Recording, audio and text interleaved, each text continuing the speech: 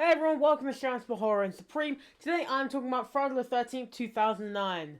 Directed by Marcus Nispel, is a reboot of the iconic horror franchise that terrified audiences in 1980.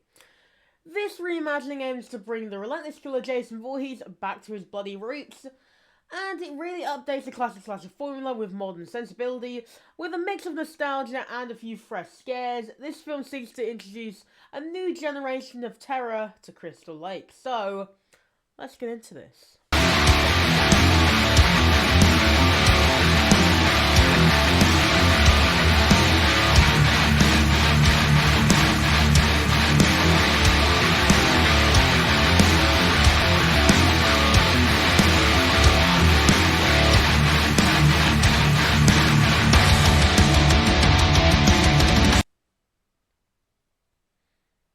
So the film begins with a flashback to 1980, where Pamela Voorhees is beheaded by a camp counselor in a lakeside camp, in revenge for the supposed drowning of her son, which, of course, is in the original one as well. Unknown to her, Jason witnessed the murder and survived, taking his mother's locket with him. Fast forward to present day, a group of friends, Wade, Richie, Mike, Whitney, and Amanda, venture into the woods near Crystal Lake, searching for a rumoured marijuana field. Yep, they're a bunch of stoners.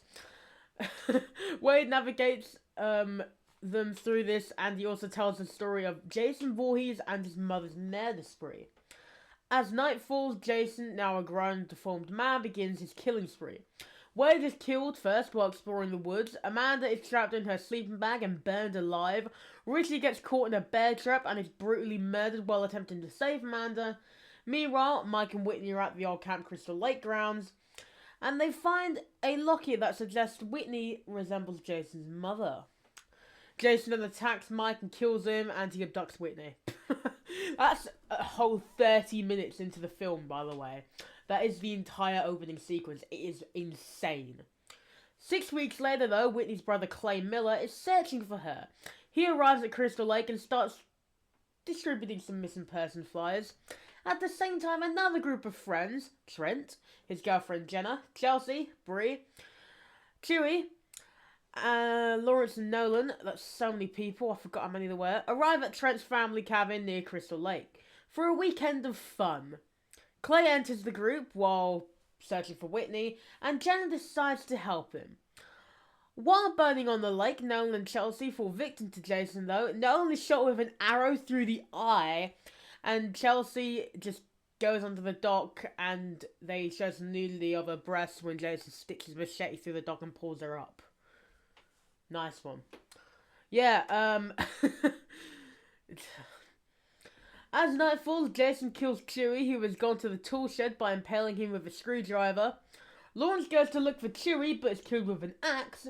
Meanwhile, Clay and Jenna discover Jason's underground lair and find Whitney chained inside. They try to rescue her, but are pursued by Jason. Bree is killed inside the cabin, impaled and antlers mounted to the wall. Trent tries to flee, but is finally killed off by Jason, who impels him on the towed truck. Yeah. He's just like stuck on a tow truck spike. It's great. I hated this character so much. By the way, quick fun fact. Did you know that Trent, he was in Transformers? Yeah. Jason Voorhees and Optimus Prime are in the same universe.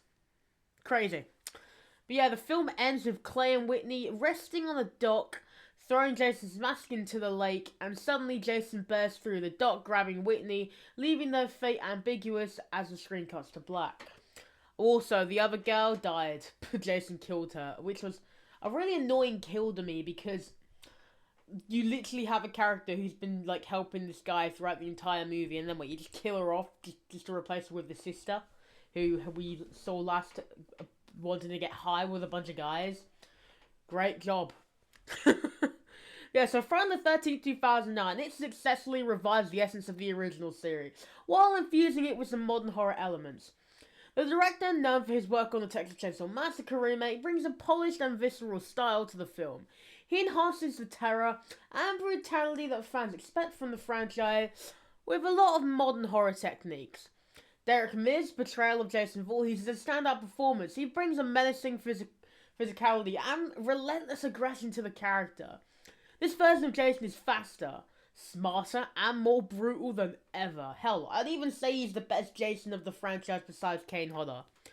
I mean, it's just a great one. Like, he's better than the one in Jason versus Freddy, Freddy versus Jason. He's better than that one.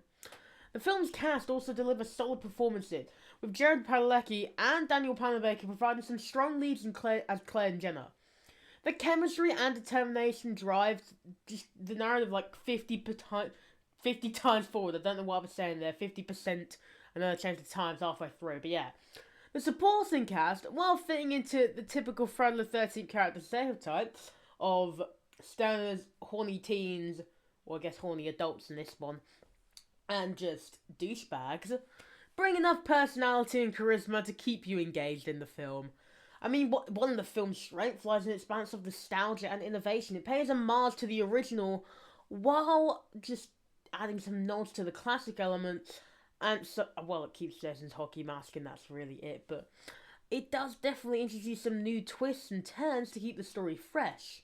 The kills are creative and they're really gruesome. They deliver the gore that fans really want. After, of course, the last few being, like, dogged on by the MPAA and getting no gore in them. This was really cool. I mean, of course, it's been a few years since the last one by the time that this came out. So, of course, they'd have more gore and it'd be more allowed, I'd say. Ultimately, though, this movie is a successful reboot that honors the legacy of the original while carving out its own place in the slasher genre. With its intense atmosphere, brutal kills, and a formidable performance by Derek Mears as Jason Voorhees, this film delivers a terrifying and thrilling experience. It may not reinvent the wheel, but I think it's the best Friday the 13th film of them all, besides Jason Lives.